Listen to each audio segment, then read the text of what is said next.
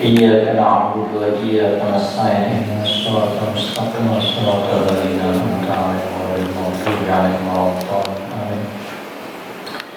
بسم الله الرحمن الرحيم. وقال صلى الله عليه وسلم, Nabi besar Muhammad sallallahu alaihi wasallam bersabda, babun minal ilmi yata'allamuhu ar-rajulu khairun lahu minad dunya wa ma fiha.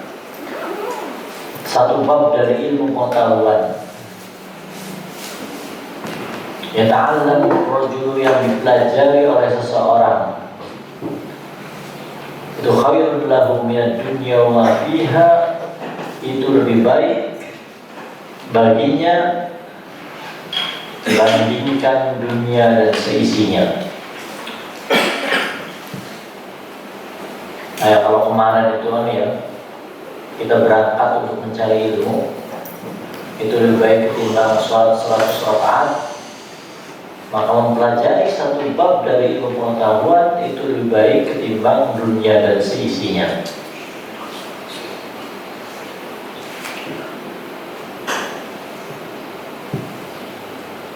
Waqala sallallahu alaihi wasallam, Nabi besar Muhammad sallallahu alaihi wasallam juga bersabda, utlubul ilma walau bisrin. Nah, ini hadis yang sudah sangat terkenal. Carilah ilmu meskipun di negara Cina. Artinya jarak sudah bukan merupakan pertimbangan lagi ya, manapun silahkan. Karena Cina itu mungkin zaman Nabi Muhammad itu adalah negeri yang sangat jauh ya, negeri antah berantah.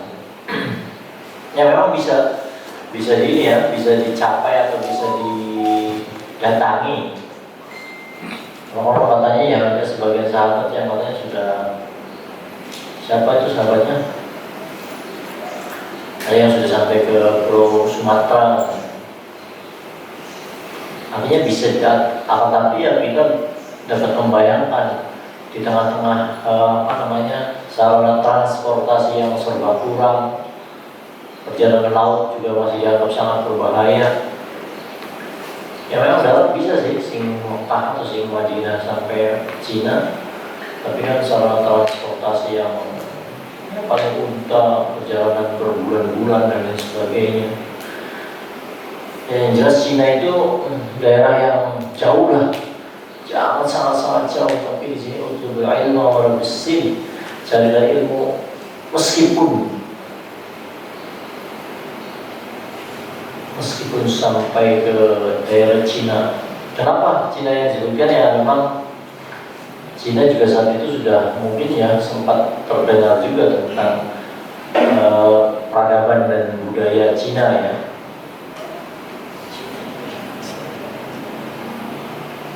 Itu dinasti apa tuh? Zaman Raja Nabi di Cina ya? Song. Dinasti Song.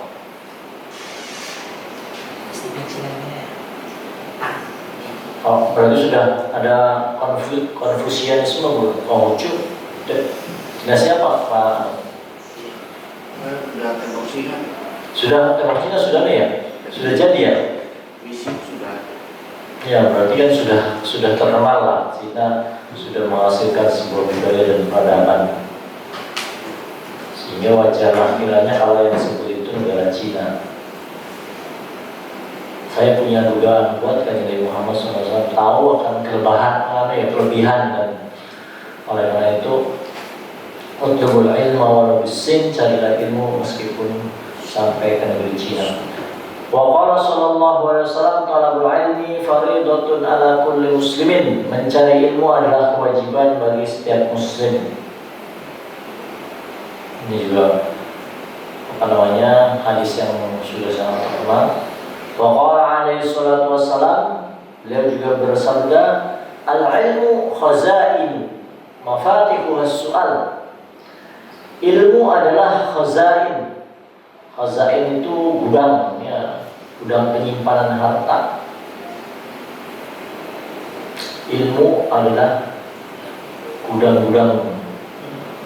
Mafatihuha as-su'al, kuncinya untuk membuka gudang tersebut adalah as-su'al, bertanya.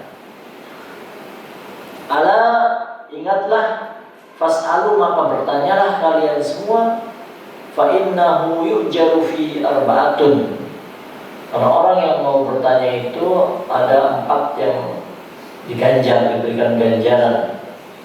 Yang pertama adalah as-sa'il, mereka yang bertanya. Yang kedua al-alimu, mereka yang tahu, yang ditanya, yang menjawab. Yang ketiga al-mustami'u, mereka yang mendengarkan. Dan yang terakhir, yang keempat ada al-muhibbu lahum, orang-orang yang simpatisan terhadap mereka terhadap jadi ini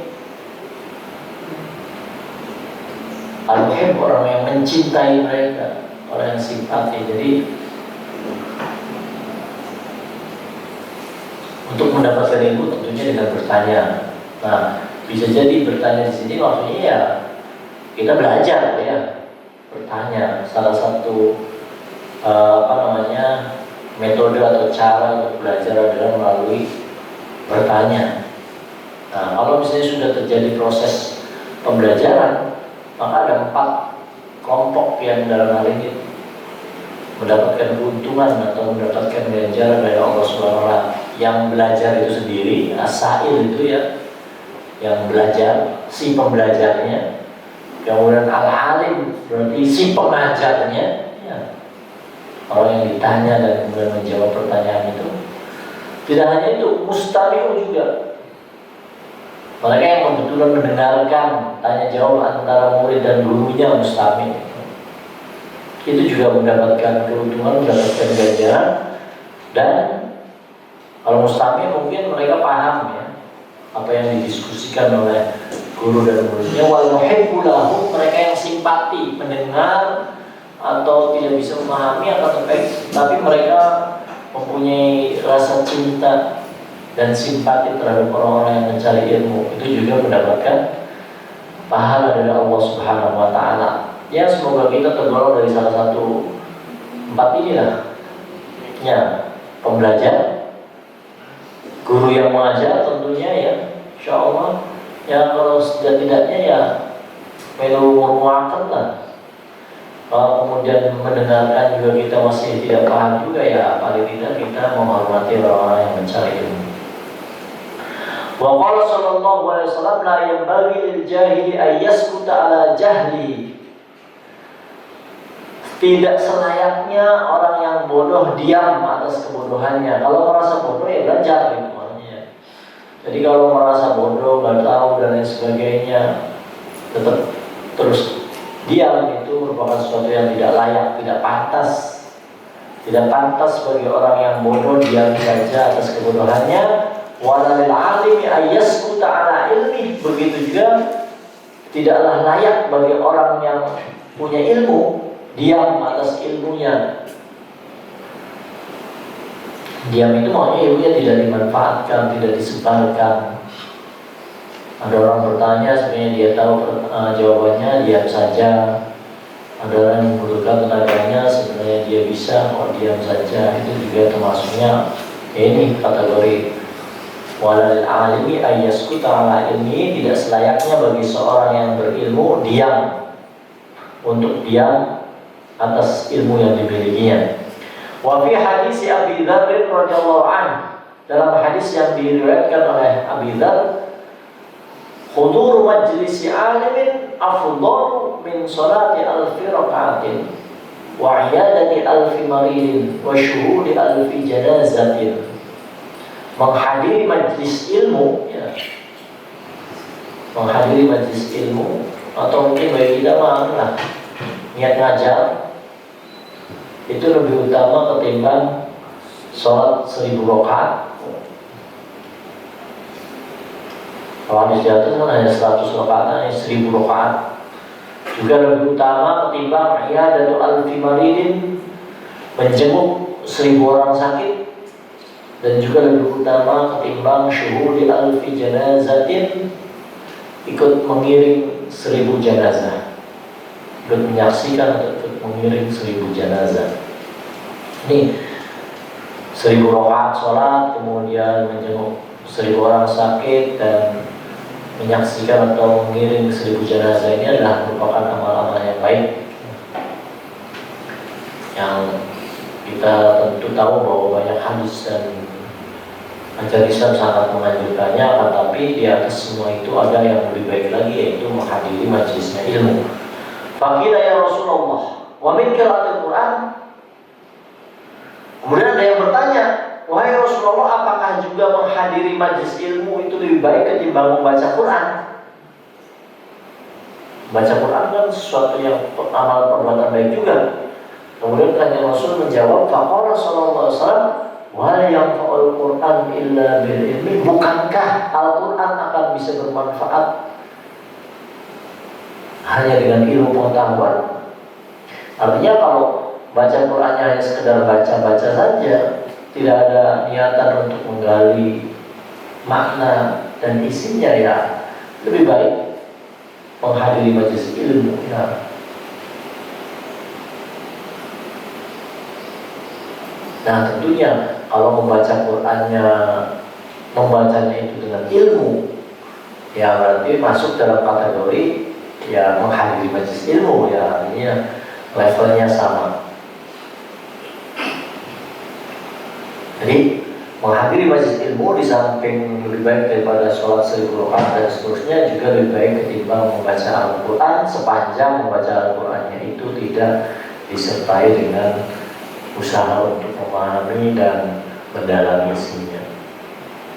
Wa qala alaihi salatu wassalam, man ja'ahul maut wa huwa yatlubul ilma liyuhya bil Islam fa bainahu wa bainal anbiya'i fil jannati darajatun wahidah. Barang siapa yang kedatangan kematiannya, man ja'ahul maut, barang siapa yang datang padanya kematian, maksudnya ya sudah saatnya untuk meninggal dunia, ya wa huwa yatlubul ilma, dan dia sedang mencari ilmu, liyuhya bil Islam, untuk menghidupkan agama Islam, maka fa bainahu wa bainal anbiya fil jannati darajatunnya, fa bainahu wa bainal anbiya fil jannati darajatun wahidah, maka antara orang tersebut dengan para nabi di surga nanti hanya terpaut 1 derajat saja. Jadi orang yang meninggal dalam keadaan mencari ilmu, dalam keadaan bergulat dengan keilmuan, seperti insya Allah guru-guru madrasah yang sebagainya, tapi niatnya yang benar, ya liyuhya bil Islam, untuk menghidupkan Islam, untuk mencari ridhonya Allah, maka insya Allah benjing dan surga derajatnya itu derajat yang sangat-sangat tinggi, hanya 1 derajat di bawah para nabi. Bainahu wa bainal anbiya fil jannati darajatun wahidah, maka antara orang tersebut dengan para nabi di surga nanti hanya terpaut 1 derajat saja. Wa amal asaru, faqala Ibnu Abbas radhiyallahu anhuma, zalaltu taliban fa'ajaztu matluban.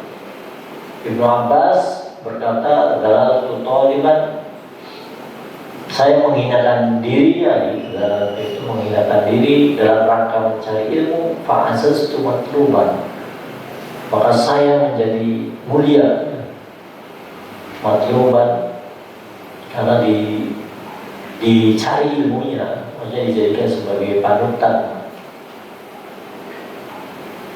Artinya dengan kita bukan menghinakan diri, artinya dengan kita mau belajar, berarti kan sepertinya merendahkan diri kita, ya padahal tidak rendah ya orang yang mencari ilmu itu. Dengan kita merendahkan diri belajar, maka insya Allah kita sebagai guru akan menjadi mulia. Wa kadzalika, dan demikian juga qala Ibnu Abi Malikah rahimahullah, ma ra'aitu misla Ibnu Abbas, saya tidak pernah melihat seseorang yang seperti Ibnu Abbas. Ibnu Abbas ini adalah sahabat Nabi Muhammad SAW yang semasa dengan kanjeng Nabi, beliau masih kecil, ya, masih sangat kecil, tapi beliau itu mempunyai keberuntungan karena dia didoakan oleh Nabi Muhammad SAW untuk menjadi ahli Al-Quran. Ya memang akhirnya kehidupan beliau itu ya itu tadi betul-betul dicurahkan untuk mencari ilmu, sehingga seperti yang digambarkan dalam ceritanya Ibnu Malika ini, saya tidak pernah melihat seseorang yang seperti Ibnu Abbas. Idza ra'aituhu, ketika saya melihatnya, ra'aitu ahsanan nasi wajhan, saya melihatnya orang yang paling ganteng wajahnya. Wa idza takallama, ketika berbicara, fa'arabun nasi lisanan, maka orang yang lisannya paling jelas, omongannya paling bisa ditangkap ya. Wa idza afta, dan ketika memberi fatwa, ketika memberi keputusan atau ketetapan hukum, fa aksarun nas ilman, maka orang yang terbanyak ilmunya.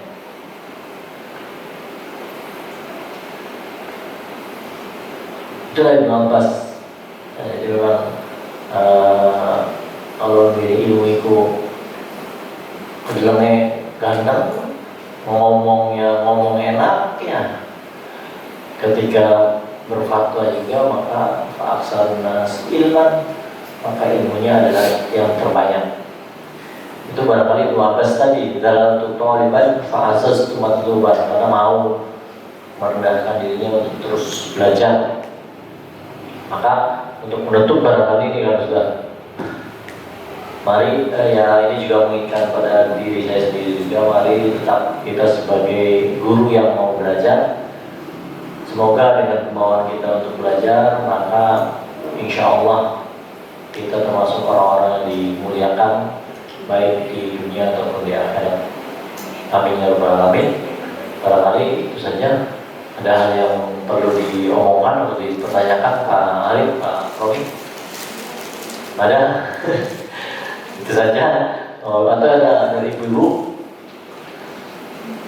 Ya, kalau nggak ada, mari kita tutup dengan membaca Al-Fatihah sekaligus Al-Asri. Al-Fatihah.